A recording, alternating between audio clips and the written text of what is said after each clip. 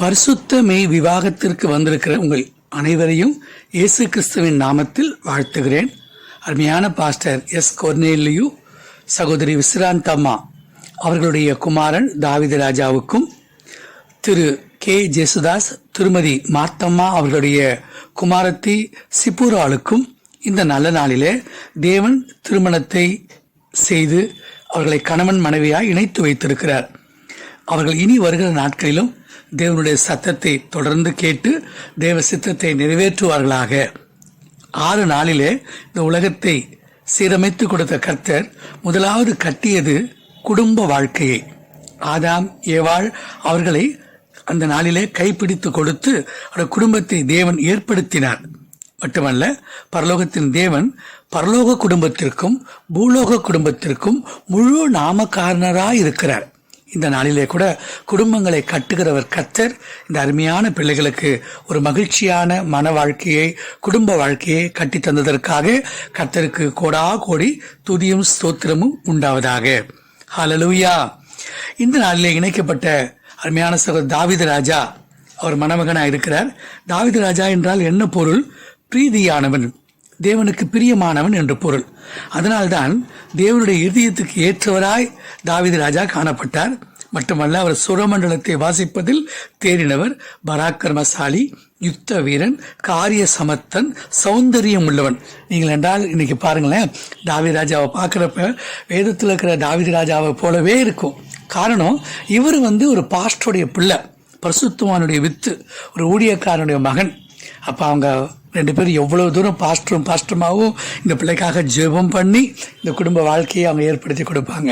பெற்றோர்களுடைய ஆசீர்வாதமும், ஆசாரியர்கள், பாஸ்டர்களுடைய அநேக தெய்வ மனிதர்கள் வந்திருக்காங்க, பரிசுத்தவான்கள் வந்திருக்காங்க. இவங்க அத்தனை பேருடைய வாழ்த்துக்களும் இந்த பிள்ளை தாவீது ராஜா வாழ்க்கையில நிறைவாக காணப்படுவதாக. பாஸ்டர் அப்படின்னா சிப்புரால், அவங்கள பற்றி ஒன்றுமே சொல்லியே. அவங்களும் வேதத்தின்படி ஆசாரியனுடைய மகளாக இருக்கிறாங்க. மோசேயின் மனைவியாக இருந்தாங்க. மோசேக்கு பெரிய ஒரு விஷயம் என்னன்னா, கர்த்தர் சில நேரங்களில் மோசேயின் வாழ்க்கையில் மேடு பள்ளங்களோட கொண்டு போகும்பொழுது இவர் என் ரத்த சம்பந்தமான புருஷன் என்று சொல்லி அந்த புருஷனை காப்பாற்றுறாங்க. அதனால் வாழ்நாள் முழுக்க, இன்னைக்கு கரம் பிடித்த நீங்கள் உங்கள் வாழ்நாள் முழுக்க உங்கள் வீட்டுக்காரரை ரொம்ப மகிழ்ச்சியா, மகிமையா, அழகா, ஆசீர்வாதமா நடத்தி கொண்டு போவீர்களாக. எனக்கு அன்பானவர்களே, இந்த திருமண நாளிலும் உங்களுக்கென்று எரேமியாவின் புஸ்தகம் 31ஆம் அதிகாரம் வசனம் 32, 33 இந்த வார்த்தைகளை தந்து உங்களை உற்சாகப்படுத்த விரும்புகிறேன்.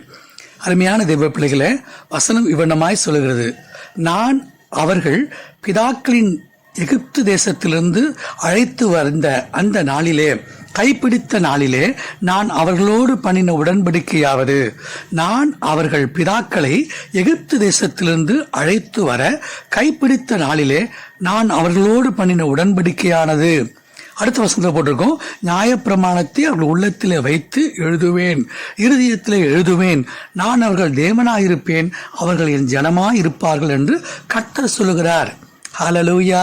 இன்னைக்கு நீங்க திருமணத்துல கைப்பிடித்து இந்த நாளில கர்த்தரும் உங்களுடைய கைகளை இறுக பிடித்திருக்கிறார். இந்த 3 ஆசீர்வாதமான வார்த்தைகள் உண்டு.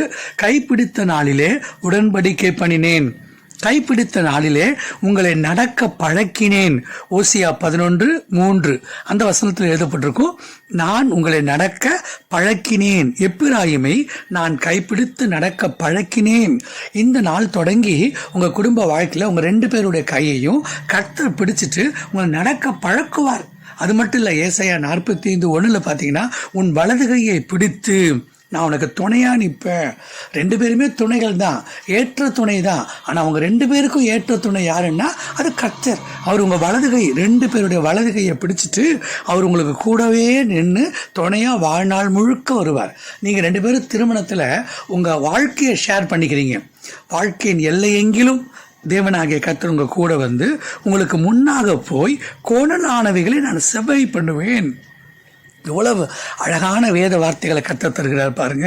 கர்த்தருடைய வலதுகரம் உங்களை தாங்கும். அவருடைய வல்லமை உள்ள புயத்தின் மேலே உங்களை பத்திரமா ஆணையிட்டு நடத்தி கொண்டே போவார். வாழ்நாள் எல்லாம் நன்மையும் கிருபையும் தொடரும்.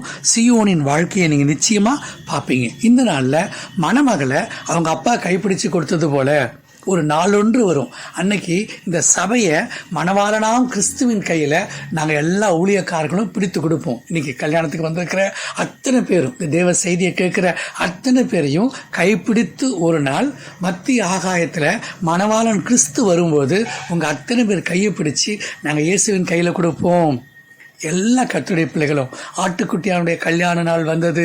அந்த கல்யாணத்துக்கு இந்த கல்யாணம் ஒரு நிழலாட்டமாய் மாத்திரமல்ல, இது ஒரு முன் அடையாளமாக இருக்கிறது, ஆசீர்வாதமாக இருக்கிறது. பரலோகத்தின் தேவன் இன்னைக்கு உங்கள் கையை அவர் பிடித்திருக்கிறார். அவர் கடைசி நாள் வரைக்கும் உங்களை வழுவாதபடி காப்பாராக. ஆசீர்வதிக்கிறேன்.